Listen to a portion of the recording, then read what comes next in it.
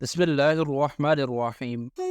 قرآن پاک میں اللہ تعالیٰ فرماتا ہے کہ شہید کو مردہ مت کہو، کیونکہ وہ زندہ ہے اور اپنے رب کے ہاں رزق پاتا ہے، لیکن تمہیں اس کا شعور نہیں۔ ناظرین، یہ بات تو قرآن سے ثابت ہے کہ شہید زندہ ہے، مگر دوسرے لوگوں کا کیا جو اسرائیل کے ہاتھوں قدرتی موت مر جاتے؟ کیا مرنے کے بعد ہماری روح ہمیشہ کی نیند سو جاتی ہے یا برزخ نامی کسی جگہ پر چلی جاتی ہے؟ کیا واقعی مرنے کے بعد ہماری روحیں اپنے آبا و اجداد اور بزرگوں کے ساتھ ملاقات کرتی ہیں؟ آخر یہ برزخ کیسی جگہ ہے؟ جو روحیں وہاں پہنچتی ہیں وہ کب تک وہاں رہیں گی؟ ہر انسان جو پیدا ہوا ہے اسے ایک نہ ایک دن مرنا ہے۔ یہ ظاہری دکھنے والا جسم مٹی کا ہے اور مٹی میں چلا جاتا ہے، مگر روح جو امر ربی ہے، یہ جہاں سے آئی ہے وہاں پر واپسی کا سفر شروع کرتی ہے۔ اس دنیا کے عالم میں آنے سے پہلے انسان کچھ عرصہ اپنی ماں کے رحم میں گزارتا ہے۔ اگر اس وقت انسان کو بتایا جائے کہ رحم مادر سے باہر آنے کے بعد ایک وسیع و عریض جہان اس کا انتظار کر رہا ہے،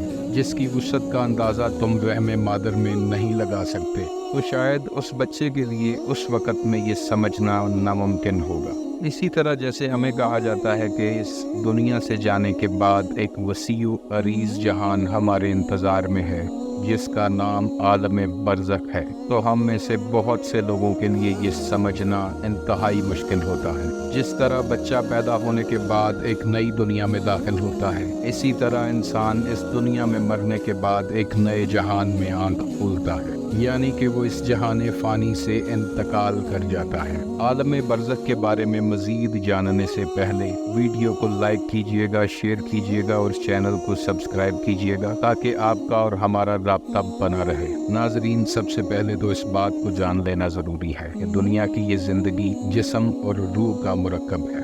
جسم جو کہ مٹی سے بنا ہے، اس نے آخر مٹی میں ہی چلے جانا۔ سزا اور جزا کے فیصلے روح کے ساتھ ہوں گے۔ یہ دنیا ایک گزرگاہ ہے اور روح کا یہاں سے گزر جسم کے بغیر نہیں ہو سکتا۔ اسی لیے جیسے ہی روح اس مادی جسم کو چھوڑتی ہے تو وہ جسم بے جان ہو جاتا ہے اور روح اپنے اگلے سفر پر نکل جاتی ہے۔ ناظرین، زندگی اور موت کے درمیان جو سب سے بڑی رکاوٹ یا بیریئر ہے، اس کا نام برزخ۔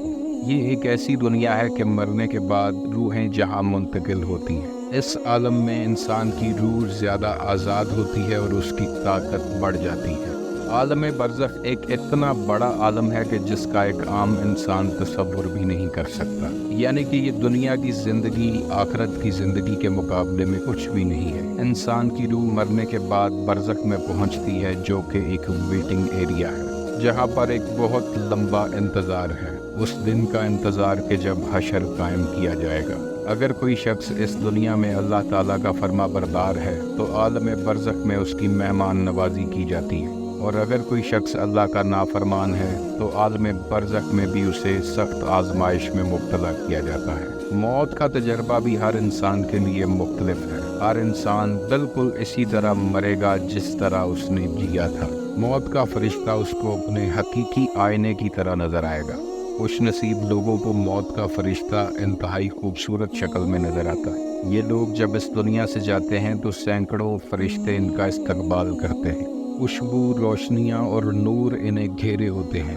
وہ فرشتوں کے قافلوں کے درمیان چلتے چلتے برزخ تک پہنچتے ہیں، جبکہ بد نصیب لوگوں کو موت کا فرشتہ انتہائی بھیانک شکل میں نظر آتا ہے، یہاں تک کہ ان کی روحوں کو ان کے جسموں سے پھاڑ کر اللہ تعالیٰ کی طرف لے جایا جاتا ہے، اور یہ لوگ بدبودار ماحول اور آگ کی لپیٹ میں برزخ تک پہنچتے ہیں۔ ناظرین، برزخ بالکل اسی طرح ہے جیسے آپ ایک ملک سے دوسرے ملک جا رہے ہوں اور راستے میں کسی ایئرپورٹ پر آپ کو کچھ دیر کے لیے ٹرانزٹ کے انتظار میں بیٹھنا پڑے۔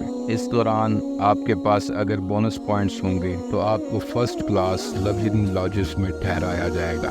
آپ کو مفت کھانوں اور خاص مشروبات کے ساتھ دیگر کئی سروسز دی جائیں گی، لیکن کچھ مسافر ایسے ہوں گے جن کے پاس بونس پوائنٹس نہیں ہوں گے۔ انہیں اس ٹرانزٹ کے دوران کئی مشکلات کا سامنا کرنا پڑے گا۔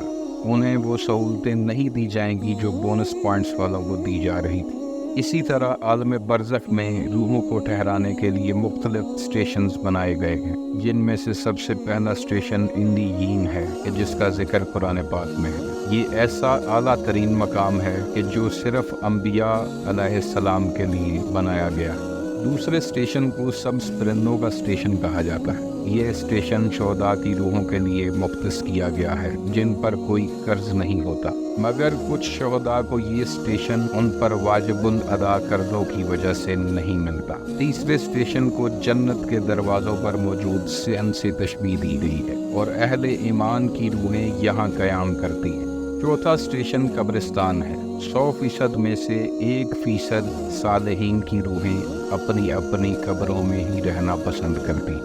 पांचवा स्टेशन ज़मीन है। बेशुमार किस्म की बदबख्त और बदनसीब रूहें बरज़ख तक नहीं पहुंच पाती और ज़मीन पर ही महसूर होकर रह जाती।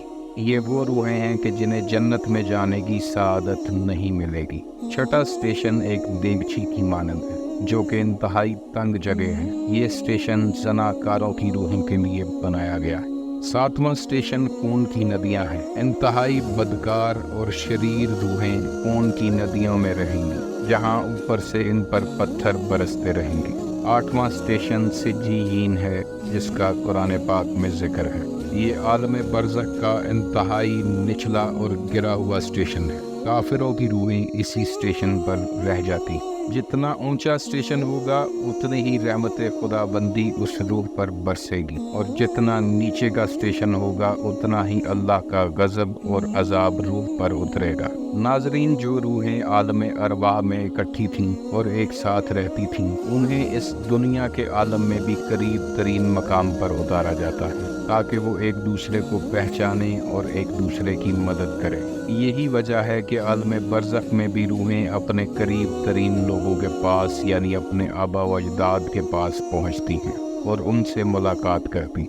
इंसान की हकीकी जीत ये है कि वो आलम बरज़ख में बुलंद मकाम पर फायज हो जाए, और इंसान की असल हार ये है कि वो ऐसे मौके को खो बैठे। अल्लाह ताला कुरान पाक में फरमाता है कि ये दुनिया की ज़िंदगी सिर्फ खेल तमाशा है। आलम दुनिया हो या आलम बरज़ख, कामयाबी का राज अल्लाह ताला के साथ जुड़े रहने में ही पोशीदा है। अल्लाह ताला इंसान की शहरत से ज़्यादा करीब है। अगर आप अपनी ज़िंदगी के हर लम्हे में अल्लाह ताला को अपने साथ महसूस करते हैं और आप मार्फत इलाही के लिए कोशा रहते हैं, तो इंशाअल्लाह कामयाबी आपका मुकद्दर होगी। अल्लाह ताला आपको और मुझे इस दुनिया में रहते हुए अगली दुनिया को बेहतर बनाने की तौफीक अता फरमाए। आप खुश रहें, आबाद रहें और रहमत खुदाबंदी के साए में रहें। इस वीडियो को सदक़े जारिया की नीयत से तमाम मुसलमानों के साथ लाजमी शेयर कर दीजिएगा।